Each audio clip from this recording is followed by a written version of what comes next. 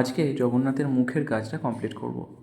জগন্নাথের এই গোল গোল দুটো চোখ, মুখে আর সেরকম কিছুই নেই, কপালে একটা তিলক। তো এটা দেখে জেনারেলি মনে হয় যে এটা আঁকাটা খুবই ইজি একটা ব্যাপার, কিন্তু যখন আমি এটাকে আমার এই ছবিটাতে করতে গেলাম তখন দেখলাম ব্যাপারটা অতটাও ইজি নয়। এখানে বেশ মেজারমেন্টের ব্যাপার আছে, চোখ দুটোকে কীভাবে আমি কোন পজিশানে রাখবো সেটার জন্য আমাকে স্কেল দিয়ে মেপে মেপে এটা একটা মেজারমেন্ট করে তবেই এই গোল দুটো করতে হয়েছে। এখানে চোখের যে মণি দুটো রয়েছে তাতে দুটো সাবজেক্ট আছে।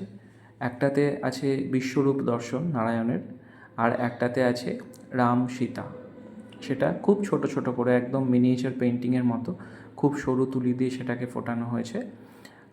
বাকিটাকে ব্ল্যাক করে দেবো, ঠিক চোখের আইবলের মধ্যে ওই দুটো ছোট ছোট ছবি ফুটে উঠবে। একই রকমভাবে জগন্নাথের ঠোঁটেও একটা সাবজেক্ট রেখেছি, সেটা হচ্ছে নারায়ণের অনন্ত শয্যা। সাপের ওপরে তিনি শুয়ে আছেন আর পায়ের কাছে লক্ষ্মী দেবী বসে আছেন।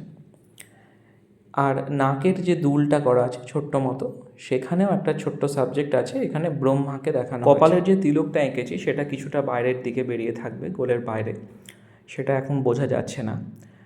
পুরো আউটলাইনটা মোটামুটি করে নিয়ে তারপরে আমি যে সলিড জায়গাগুলো আছে সেগুলোকে কালো রং দিয়ে আগে ভর্তি করে নিচ্ছি।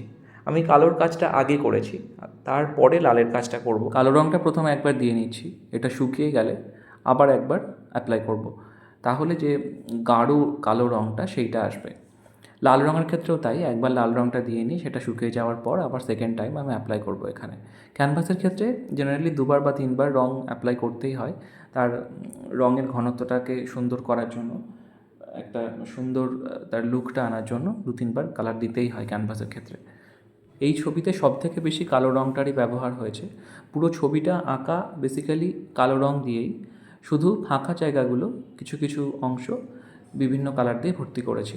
এখানে বেশ কয়েকটা রং আমি ব্যবহার করেছি ভর্তি করার জন্য।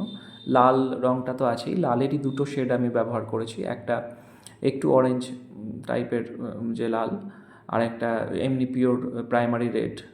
তারপরে হলুদ ব্যবহার করেছি, নীল আছে এখানে, সবুজ আছে।